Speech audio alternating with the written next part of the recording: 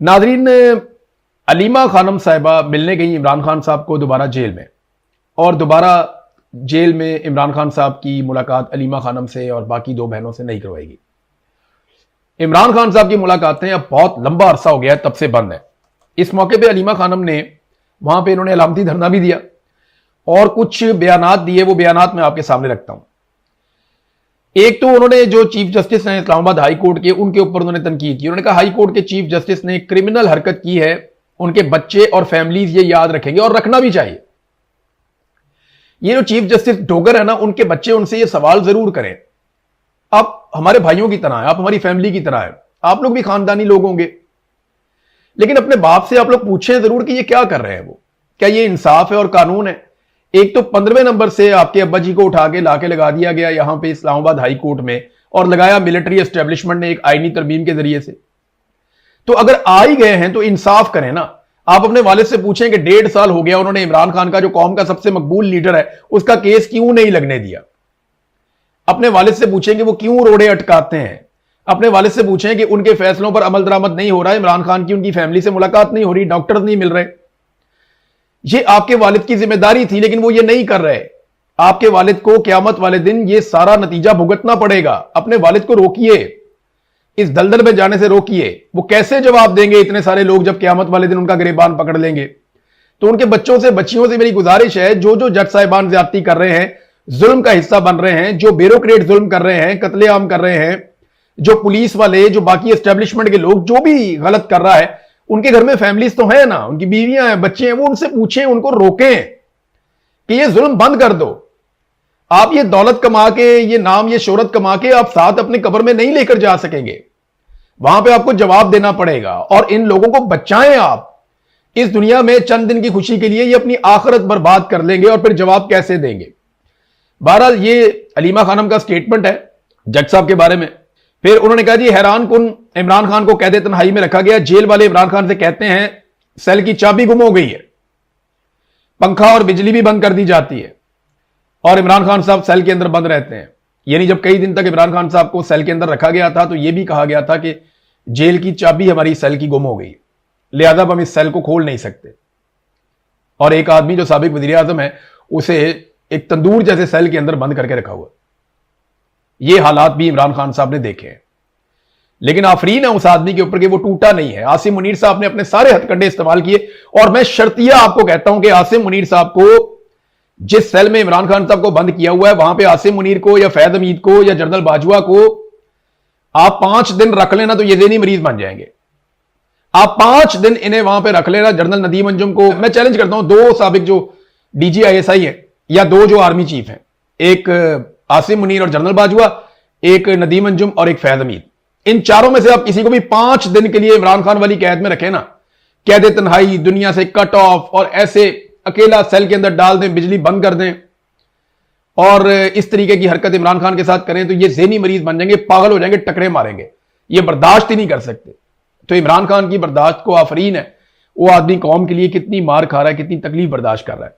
तो उन्होंने ये भी बताया कि 4 अक्टूबर से इमरान खान साहब को सख्त कैद तन्हाई में रखा गया। तब से लेकर अब तक इमरान खान साहब की मुलाकातें बंद की गई हैं, बिजली भी बंद कर दी जाती है, पंखा भी बंद कर दिया जाता है। ये अलीमा खानम ने इमरान खान साहब के बारे में स्टेटमेंट दिया है।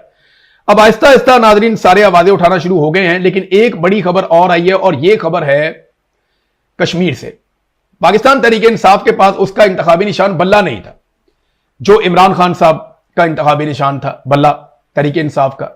वो उनसे काजी फायज ईसा ने छीन लिया था। तब से लेकर अब तक किसी इलेक्शन में तहरीक इंसाफ को बल्ले का इंतखाबी निशान नहीं मिला।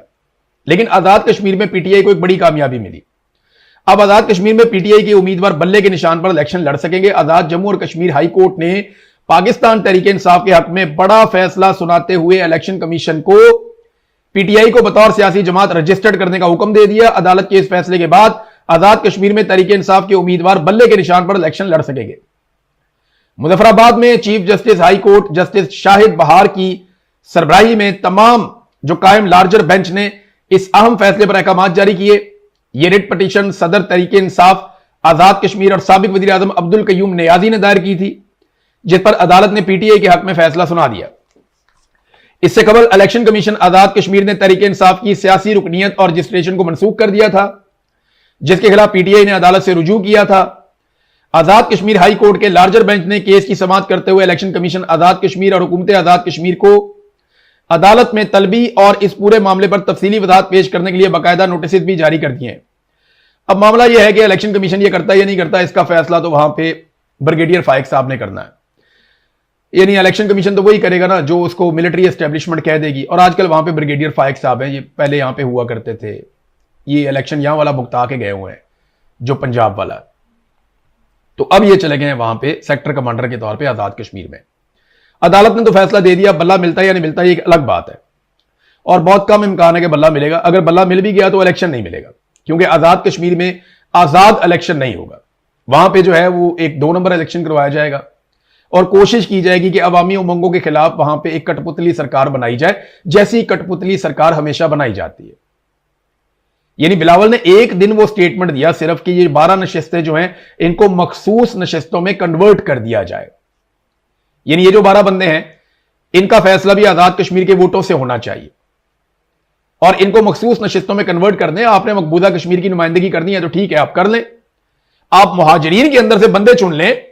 मिसाल के तौर पे आपने लाहौर से, पेशावर से, रावलपिंडी से, मुख्तलिफ जगहों से आपने कश्मीरी लेने हैं जो मकबूजा कश्मीर से हिजरत करके आए हुए हैं। हम भी वहीं से आए हुए हैं हिजरत करके। अगर आपने यहां से लेने हैं एमएलए तो आप लें, लेकिन आप उनका इलेक्शन 2 नंबर तरीके से ना करवाएं, कठपुतलियां ना लेकर आए, बल्कि जो पॉलिटिकल पार्टी आजाद कश्मीर में इलेक्शन जीत जाएं वो अपनी मुतनासिब नुमाइंदगी के तहत अपने मखसूस नशिस्तों के ऊपर बंदे पाकिस्तान से ले जाएं कि ये मुहाजिरीन की सीटें हैं, तो मुहाजिरीन को उनके ऊपर जो है वो एडजस्ट कर दिया जाए। ये बड़ी अच्छी बिलावल की तजवीज थी, लेकिन उसके बाद शटअप कॉल दी गई बिलावल को। बिलावल ने उसके बाद से लेकर अब तक बात ही नहीं की और ना बिलावल इसके बारे में अब तक बोल पाया। अचकज़ई साहब ने काफी आईना दिखाने की कोशिश की है कौमी असम्बली में, उन्होंने जबरदस्त खिताब किया है। महमूद अचकज़ई साहब ने कौमी असम्बली में खिताब करते हुए कहा कि हुकूमत के 2.5 साल पूरे होने वाले हैं, अब अपनी टून बदलना होगी आपको।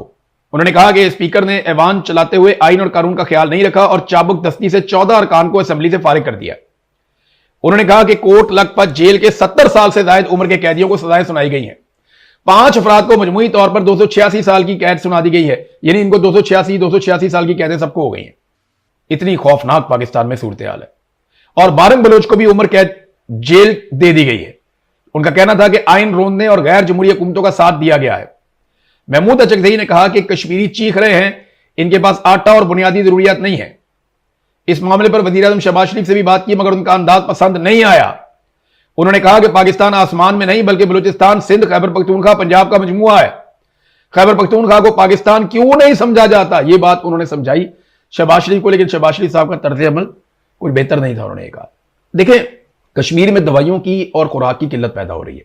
यह बात कश्मीर में हमें कई दोस्तों ने बताई है कि जनाब अद्वियात और खुराक की तरसील रोकी जा रही। ये तो जिन लोगों ने पहले से बंदोबस्त किया हुआ था उन्हें आइडिया था कि एहतजाज लंबा चल सकता है, तो अब लगभग 2 हफ्ते होने वाले हैं एहतजाज को, या ऑलमोस्ट हो गए 2 हफ्ते, 2 हफ्ते से भी बल्कि ज्यादा हो गए, क्योंकि 9 तारीख को इन्होंने एहतजाज शुरू करना था। आज जब आप वीडियो सुन रहे हैं तो 23 तारीख है और ये एहतजाज तो उससे 3 दिन पहले शुरू हो गया था, 6 तारीख से। तो 6 से 23 तक अगर आप आते हैं तो काफी ज्यादा टाइम हो गया। इस एहतजाज को लगभग 17 दिन हो गए, तो 2.5 हफ्ते होने वाले हैं। ये एहतजाज अभी तक चल रहा है आजाद कश्मीर में। तो लोगों ने अपना राशन 1 महीने का, 15 दिन का, किसी ने 2 महीने का, इन्होंने लोगों ने स्टॉक कर लिया था। अब ये हो रहा है कि जिन लोगों ने नहीं किया, बेशतर लोग नहीं भी करते, तो पीछे से सप्लाई रुक गई है। राशन की सप्लाई, खुराक की सप्लाई और अद्वियात की सप्लाई आजाद कश्मीर में रोकी जा रही है। इस मामले का नोटिस सबको लेना चाहिए, ओवरसीज पाकिस्तानियों को इस पर आवाज उठानी चाहिए और अक़वाम मुत्तहिदा के अंदर भी जाके, और जितने यूरोपीय यूनियन है, अक़वाम मुत्तहिदा है, जितने आलमी इदारे हैं, उन सबको यह बताना चाहिए कि आज़ाद कश्मीर में अद्वियात और खुराक की किल्लत पैदा होने जा रही है। उसकी वजह यह है कि पाकिस्तानी फोर्सेस ने रास्ते रोके हुए हैं और वो चीज़ें ऊपर नहीं जाने दे रहे। आज़ाद कश्मीर से लोग बार बार ये बात कर रहे हैं। यही बात जो है वो महमूद अचकज़ई साहब ने भी इस बात को उठाया कि वहाँ पे बुनियादी ज़रूरियात जो है वो नहीं जाने दे रहे, उनके पास आटा और बुनियादी ज़रूरियात नहीं है। शहबाज शरीफ से बात की मगर उनका अंदाज पसंद नहीं आया। शहबाज शरीफ का जिक्र हुआ तो नाज़रीन, शहबाज शरीफ ने एक ऑफर कर दिया, बड़ा मजेदार काम किया। और क्यों किया मैं आपको बताता हूं। शहबाज शरीफ साहब असेंबली में आए, उन्होंने कहा 2018 के इलेक्शन की तहकीकात करवा लें। क्या उनमें जादूगरी नहीं हुई, 2 नंबरी नहीं हुई, बक्से नहीं भरे गए, पट्टे पहनाकर लोगों को इस्लामाबाद नहीं लाया गया? अगर वो हुकूमत जायज है तो ये हुकूमत भी जायज है। तहकीकात का शौक है तो 2018 से करते हैं, बात निकली तो दूर तलक जाएगी। पीटीआई को फौरी तौर पे ये ऑफर वजीर आजम की कबूल करनी चाहिए। देखिए, ऑफर करने का मकसद क्या है? एक तो अंसार अब्बासी के जरिए, सुहेल वड़ाइच के जरिए और कुछ और ऐसे और बहुत सारे सहाफी आपको मिल जाएंगे मार्केट में, जिनके जरिए से इस चीज को नॉर्मलाइज करने की कोशिश की जाएगी कि जनाब धांधली तो 2018 में भी हुई थी और धांधली तो 2024 में भी हो गई, तो क्या फर्क पड़ा है? धांधली तो हमेशा ही होती है। ऐसा नहीं है, ऐसी धांधली कभी नहीं होती। एस्टेब्लिशमेंट हमेशा जिसकी हुकूमत बन रही होती है ना, उसके साथ एक हाथ मिला लेती है कि जनाब अब इनके साथ चलना पड़ेगा, लिहाजा इनके साथ हाथ मिला लेते हैं। अपने 2 4 5 10 बंदे इनके जो होते हैं वो उस हुकूमत को तोहफे में दे देते हैं हर दफा। बस इतना ही होता है, चाहे नून लीग है, चाहे पीपल्स पार्टी है, चाहे कोई भी है। अब जरा आ जाए आप 2018 के इलेक्शन में कितनी की धांधली हुई थी, इनको फौरी तौर पर इसकी तहकीकात करवानी चाहिए, क्योंकि बहुत बड़ा फर्क है। देखें, 2018 के इलेक्शन में अगवा बराए बयान नहीं हुआ था। 2018 के इलेक्शन में कागजात नामजदगी नहीं छीने गए थे। आजाद उम्मीदवार 2018 के इलेक्शन में अगर शामिल करवाए गए थे तो 2013 में भी हुए, 2024 में भी हुए और उससे पहले हमेशा आजाद उम्मीदवार तो सारे, जहां पे जिस पार्टी ने हुकूमत बनानी होती है, आजाद उम्मीदवार उसी पार्टी में आगे शामिल हो जाते हैं। हमेशा यही होता है। कभी कोई ले जाता है, कभी चौधरी निसार बात कर रहे होते हैं, कभी जहांगीर तरीन बात कर रहे होते हैं, कभी मोहसिन नकवी बात कर रहे होते हैं, या साद रफीक बात कर रहे होते हैं, और कभी पीपल्स पार्टी के लोग बात कर रहे होते हैं, और एस्टेब्लिशमेंट से भी वो बात करते हैं, जनाब ये आपके घोड़े हैं आजाद, ये हमारे हवाले कर दें। वो अपने घोड़ों को जिताते हैं, इनके हवाले करते हैं, उसके बदले में उनको बहुत छूट मिलती है। तो ये आजाद उम्मीदवारों को पार्टी में शामिल करवाना ये कोई जुर्म नहीं है, ये हमेशा होता रहा है और आजाद उम्मीदवार की ये चॉइस भी होती है। मामला यह है कि आरटीएस बंद होने से पहले और उसके बाद क्या हुआ। ये सरवर बारी साहब की रिपोर्ट है फाफिन की, और वो ये कहती है कि आरटीएस जिसका ये रोला डालते हैं 2018 में, आरटीएस बंद होने से पहले पाकिस्तान तहरीक इंसाफ ज्यादा नशिस्तों पे इलेक्शन जीत रही थी। जब आरटीएस वापस खुला तो पाकिस्तान तहरीक इंसाफ कम नशिस्तों पे इलेक्शन जीत रही थी। तो फिर आरटीएस बंद होने का फायदा किसको मिला? वो तो पीएमएलएन को फायदा दिया गया। सेंट्रल पंजाब में पाकिस्तान तहरीक इंसाफ से कम 20 से ज्यादा नशिस्तें छीन ली गई थी। वो जगह जहां पे हमने खुद जाके सर्वे किया था और पाकिस्तान तहरीक इंसाफ स्टेट में जीत रही थी, वहां से तहरीक इंसाफ के उम्मीदवारों को हरा के पीएमएलएन के उम्मीदवारों को लाया गया, जिनमें ख्वाजा आसिफ भी एक आदमी आप अच्छी तरह जानते हैं, और बहुत सारे लोग भी हैं। एहसन इकबाल का हमने बताया था, वो अपने हल्के में जीत रहा था। 2018 में वो जीता, 2024 में वो हारा, लेकिन दोनों मरतबा उसको एमएनए बनाया गया। इस तरह बेशुमार गुजरावाला की सीटें, सियालकोट की सीटें, वजीराबाद की सीटें, ये वो जगह थी जहां पे शेखुपुरा पे आप आ जाए, यहां पे पाकिस्तान तहरीक इंसाफ जीत रही थी। लाहौर की कुछ सीटें पाकिस्तान तहरीक इंसाफ से छीन ली गई 2018 के इलेक्शन में। तो सेंट्रल पंजाब से 2018 में पाकिस्तान तहरीक इंसाफ की 20 से ज्यादा सीटें छीनी गई और कराची में चंद सीटें दे दी गई। इस तरह इमरान खान को बेसाखियां पकड़ाई गई। तो करवाएं इंक्वायरी इसकी। अगर आप देखते हैं ना 2018 के इलेक्शन में जो बात आज शहबाज शरीफ ने की है, इमरान खान ने असेंबली के फ्लोर पर खड़े होकर 2018 के इलेक्शन के बाद इलेक्शन की आजादाना तहकीकात की पेशकश की थी, जिससे शहबाज शरीफ और इनकी पार्टी के लोग भाग गए थे। इमरान खान ने तो असेंबली के फ्लोर पे आके ये कहा था ना कि आप करवा लें तहकीकात। ये सारे भाग गए, इन्होंने कहा जी हमने तहकीकात नहीं करवानी। ये कभी इधर की बात करते थे, कभी उधर की बात करते थे। हालांकि 2018 इलेक्शन में 35 हल्के ऐसे थे जिसमें पाकिस्तान तहरीक इंसाफ के उम्मीदवार 500 से कम वोटों से हारे थे, और उन्होंने बाकायदा इस पर पिटीशन की हुई थी। यानी सबसे ज्यादा दरखास्तें जो हैं वो पाकिस्तान तहरीक इंसाफ की तरफ से दी गई थी 2018 के इलेक्शन में कि हमारे साथ धांधली हुई है। पीएमएलएन और पीपल्स पार्टी ने नहीं दी थी। तो 2018 के इलेक्शन को मशकूक बनाया गया इसलिए ताकि इमरान खान रोला ना डाले और हुकूमत के मामलात में। मुझे अच्छी तरह याद है कि इमरान खान साहब के साथियों ने इमरान खान साहब को, एक दिन मैंने भी ये बात की थी, हम और जर्नलिस्ट भी गए हुए थे, कि इमरान खान साहब आपको वो हुकूमत कबूल नहीं करनी चाहिए थी, आपके साथ धांधली करके आपसे सेंट्रल पंजाब में सीटें छीन ली गई थी। तो इमरान खान साहब ने कहा आप ठीक कह रहे हैं, हमें ये नहीं करना चाहिए था। तो मामला यह है कि 2018 में भी इमरान खान के साथ धांधली हुई थी। अब पाकिस्तान तहरीक इंसाफ को यह ऑप्शन फौरी तौर पे कबूल करनी चाहिए, क्योंकि इन इलेक्शन में जो हुआ है, सवाल ही नहीं पैदा होता हो पाकिस्तान की तारीख में कभी हुआ हो जो अब हुआ है। यह तो हमने कभी देखा ही नहीं कि जाली फॉर्म 47 ही जारी कर दिए। बदतरीन शिकस्त जिन लोगों को, ये 180 सीटों पे एक पार्टी जीत रही थी, उसकी आधी सीटें लेकर दूसरी पार्टियों में बांट दी। ये तो पहली दफा हुआ पाकिस्तान में। तो फौरी तौर पे इसको कबूल करना चाहिए। शहबाज शरीफ ने ये किया इसलिए है कि रिकॉर्ड के ऊपर रखे, देखें जी मैंने तो तहकीकात की ऑफर की थी 2.5 साल गुजरने के बाद, देखिए जी मैंने तो ऑफर की थी कि तहकीकात करवा लें। शहबाज शरीफ ने रिकॉर्ड पे रखा। और दूसरा पीएमएलएन के लोग या टाउट्स हैं वो अब ये कहेंगे कि जनाब देखें धांधली तो हर दौर में होती है। और भाई आप जिस दौर की भी धांधली पकड़ेंगे ना, पीछे पाकिस्तान की फौज निकलेगी। पाकिस्तान के फौजी जर्नैलों ने हर दौर की धांधली की है, चाहे 2018 की धांधली हुई है, इमरान खान के खिलाफ हुई है, या पीएमएलएन के खिलाफ हुई है, या एमक्यूएम के खिलाफ हुई है, किसी के खिलाफ भी हुई है। 2018 की धांधली भी फौज ने की थी, 2013 की धांधली भी फौज ने करवाई थी, उससे पहले 2002 की धांधली भी फौज ने करवाई थी। 2008 के अंदर फौज का इंफ्लुएंस खत्म हो रहा था, इमरान खान ने बाइकआउट कर दिया, तो वो एक इलेक्शन हो गया। और उसको भी साफ शफाफ इलेक्शन नहीं करवाया जा सकता, क्योंकि उसमें जनरल मुशर्रफ ने बाकायदा धांधली करके काफ लीग को जितवाने की कोशिश की थी। बतौर अपनी पार्टी के उसको मैदान में उतारा था जनरल मुशर्रफ ने। तो हमेशा धांधली पाकिस्तान के मिलिट्री जर्नैल करवाते हैं। आपस में लड़ने की बजाय इन जर्नैलों को पूछेंगे, यार तुम हर दफा इलेक्शन में पंगा क्यों लेते हो, तुम क्यों धांधली करवाते हो? कभी बेनिफिशियरी कोई होता है, कभी कोई होता है, कभी कोई होता है, कभी कोई होता है। लेकिन पीटीआई को यह ऑफर कबूल करनी चाहिए और इन 2 इलेक्शंस का तो कम से कम सीधा सीधा ऑडिट करवाएं। और देखें ना, शहबाज शरीफ ने कितनी डटाई के साथ यह कह दिया जी हमारी हुकूमत नकली है, तो क्या हुआ, पहले भी तो नकली थी। ये बिल्कुल वही काम है कि कोई आदमी कत्ल कर दे और वो ये कहे जी फलाने ने भी तो किया था, तो मेरा जस्टिफाई है। भाई तुम चोर हो तो तुमसे पहले जिसने चोरी की थी उसकी वजह से तुम्हारी चोरी जस्टिफाई हो जाएगी।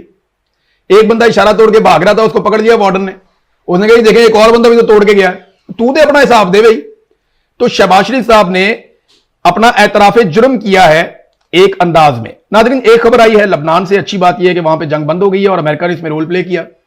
अमेरिका ने बाकायदा सख्ती के साथ वहां पे जंग बंदी करवाई, क्योंकि ईरान की यह बड़ी सख्त शर्त थी कि जब तक लबनान के अंदर जंग बंद नहीं होगी और लबनान के इलाकों से इसराइल का इनखला नहीं होगा, तब तक सूरत हाल नॉर्मलाइज नहीं हो सकती। तो कुल मिला के जो अभी तक ईरान ने हासिल किया वो क्या है? नंबर 1, $12 अरब वो हासिल कर रहे हैं। ट्रंप कहता है ये पैसा जो है इससे ईरानी अमेरिकन मसनूआत खरीदेंगे, ईरानी कहते हैं जी हम पाबंद नहीं है, हम जो मर्जी खरीदेंगे। नंबर 2, ईरान को तेल की सप्लाई और तेल बेचने की इजाजत मिल गई। पाकिस्तान को ईरान से सस्ता तेल लेना चाहिए। कोई टाउट कहते हैं जनाब कि ईरान के बाद अच्छी क्वालिटी का तेल नहीं है, बकवास करते हैं। ईरान के बाद दोनों क्वालिटीज का तेल है। ईरान का एक तेल बिल्कुल वैसे है जैसे सऊदी अरब का तेल है, एक तेल वैसे है जिसमें सल्फर की मिकदार ज्यादा है। तो कुछ पाकिस्तान की रिफाइनरीज की वो कैपेसिटी भी नहीं है, हम इतने जदीद नहीं है। हमारी कुछ रिफाइनरीज ईरान के तेल के एक बड़े हिस्से को रिफाइन कर सकती हैं और तेल का एक हिस्सा जिसे रिफाइन नहीं कर सकती, क्योंकि जब भी आप तेल निकालते हैं किसी कंट्री में, अलग अलग इलाकों से जो तेल निकलता है वो मैं एक वीलॉग करके आपको बताऊंगा, उसकी साख्त अलग अलग होती है। कहीं पे सल्फर की मिकदार ज्यादा होती है, कहीं पे कम होती है, कहीं पे निकल होता है, कोई और चीजें होती हैं, तो उसको अलग करने के लिए रिफाइन किया जाता है तेल को, इसके लिए रिफाइनरी लगाई जाती है। तो ऐसा नहीं है कि हमारी रिफाइनरीज ईरानी तेल को रिफाइन नहीं कर सकती, बिल्कुल कर सकती हैं, बड़े आराम से कर सकती हैं, बड़े पैमाने पे कर सकती हैं, लेकिन उस क्वालिटी का तेल हमें मिले जो तेल सऊदी अरब हमें देता है। और वो ईरान के पास ऐसे तेल के ज़खायर मौजूद हैं और बहुत बड़े पैमाने पे, यानी 2 तरह का तेल वो निकालता है ना ईरान, उसमें एक लाइट फ्यूल है और एक जो है वो दूसरा है जिसमें सल्फर की मिकदार ज्यादा है। तो आप ईरान से ले सकते हैं, पाकिस्तान को ये फायदा उठाना चाहिए। बहुत सारे टाउट उल्टी सीधी बातें कर रहे हैं। हमें ईरानियों से गैस भी लेनी चाहिए, हमें उनसे तेल भी परचेज करना चाहिए और ईरान को हमें यह सहूलत भी देनी चाहिए कि चाहे हम उधार लें और कुछ हमें सस्ते नर्क के ऊपर भी दे। देखिए वो आलमी मंडी के मुताबिक ही तेल बेचेगा, लेकिन ब्रदर इस्लामी मुल्क हैं, हमारी मदद तो कर ही सकता है ना, क्योंकि हमने उनकी मदद की है।